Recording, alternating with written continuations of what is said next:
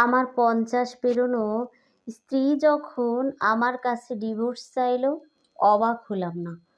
কৌতুক করে বললাম, প্রেমে পড়েছ নাকি?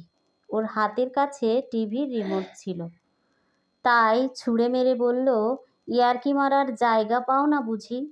তুমি আর তোমার ছেলে কোনো ব্যাপারেই সিরিয়াস হও না। টিভিতে নিউজ চলছিল। প্রত্যুত্তর না করে সেদিকে মনোযোগী হলাম। একজন পুরুষের জন্য চোখ কান খোলা রেখে জিহ্বাতে যথাসম্ভব লাগাম টেনে স্ত্রীর চাওয়া পাওয়া বুঝেও না বোঝার ভান করার নাম হচ্ছে সংসার। আমার স্ত্রী অর্থাৎ সুমি কিছুদিন ধরে তার ছেলের জন্য পাত্রী দেখছে। স্ত্রীর প্ররোচনায় আমিও কয়েকদিন সঙ্গে গিয়েছি। আজকালকার মেয়েরা চমৎকার। এক মাথা ঘোমটা টেনে মাথা নিচু করে বসে থাকার পাত্রী ওরা নয়। সব প্রশ্নের উত্তর সাবলীল ভঙ্গিতে দেয়। ভদ্রঘরের শিক্ষিতা কোনো মেয়েই দেখতে অসুন্দর নয়। তাদের কথাবার্তা, চোখের চাহনিতে যে ব্যক্তিত্বের আভা ফুটে ওঠে, এর চেয়ে মোহনীয় রূপ থাকার প্রয়োজন নেই। সুমি এসবের ধার ধারে না। ওর এক বান্ধবী একটা মেয়ের কথা বলেছিল, তাকে দেখতে গিয়েছিলাম। সুমির ভাষ্য, দেখতে খারাপ না, তবে গলার স্বর ফ্যাকাশে। কথা বললে হাঁসের মতো প্যাক প্যাক শব্দ বের হয়। আমি মনে মনে বলি, কণ্ঠস্বর সৃষ্টিকর্তার দান, এতে ওর কী দোষ? মামা যে মেয়েটার সন্ধান দিয়েছিল, একদিন তাকে দেখে এলাম। তারপর বাসা থেকে রাস্তায় বের হয়ে সুমির কি হম্বিতম্বি। ছোট লোক জিজ্ঞেস করে, আপনার ছেলে স্যালারি পায় কত? আমার সাবেক কলিগের মেয়েটাকে আমার বেশ পছন্দ হয়েছিল, কিন্তু সুমির হলো না। বলে হাইট কম, 4 ফুট 11 ইঞ্চি। আমি মিনমিন করে বললাম, আমার কাছে তো লম্বাই মনে হলো। সে বলে উঠল, তুমি বুঝো কি? হাই হিল পরেছিল, ভেবেছিল আমার চোখকে ফাঁকি দিতে পারবে।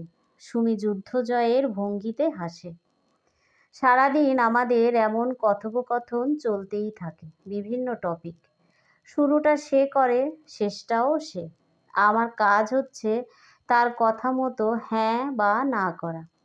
এ কাহিনী কত মাস বা কত বছর চলতো তা স্বয়ং বিধাতাই জানেন।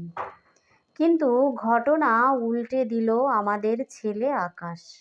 সে গত শুক্রবার নাস্তার টেবিলে ঘোষণা দিল, তার পছন্দের একটা মেয়ে আছে।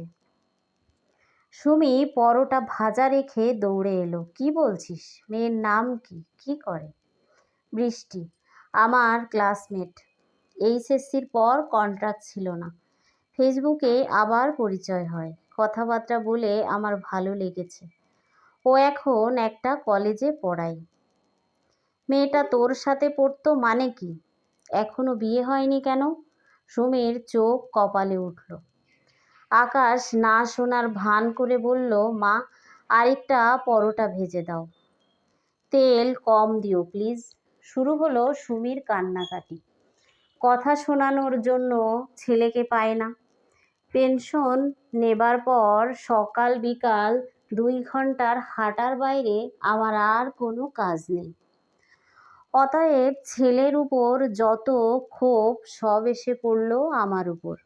ছেলের বয়স 25, সেই হিসেবে মেয়ের বয়সও 24-25 হবার কথা। ছেলে একটা বুড়িকে পছন্দ করে এসেছে।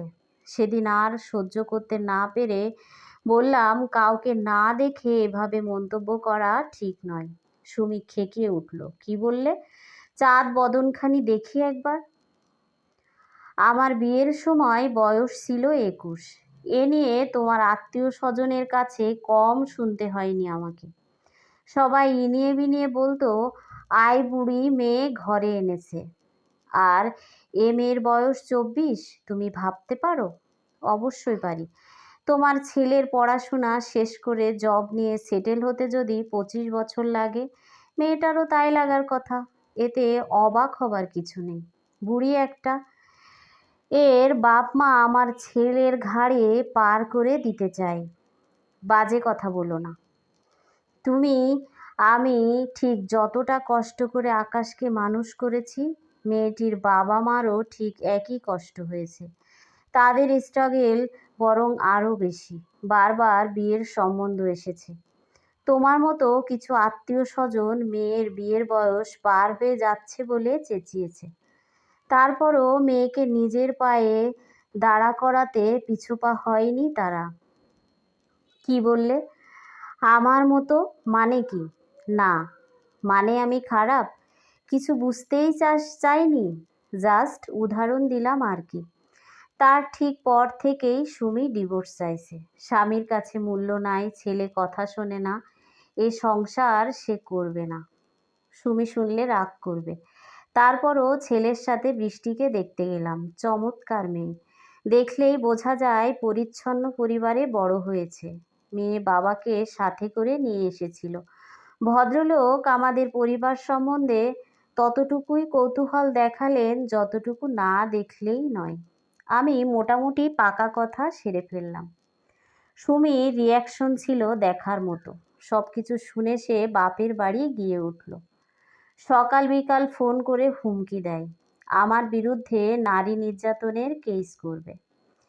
মেয়েপক্ষ বাড়িতে আসার আগের দিন কল করলাম, শুনছো সরিষা ইলিশ কিভাবে রাঁধে বলতে পারো?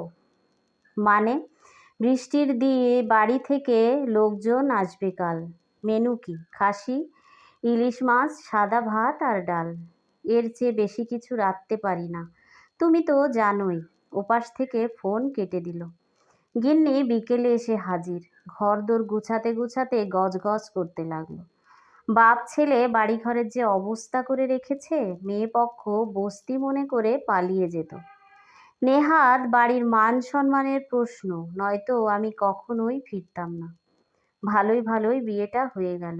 সুমি দরজা বন্ধ করে কান্নাকাটি করছে।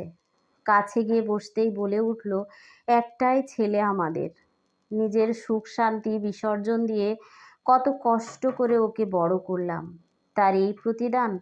বলতে ইচ্ছে হলো, ছেলে পেটে ধরেছ, মানুষ করেছ, তার বদলে তুমি মাতৃত্বের সুখ পেয়েছ। এর চেয়ে বেশি আশা করাটা অন্যায়। একটা বয়সের পর সন্তানদের নিজেদের একটা জগৎ সৃষ্টি হয়।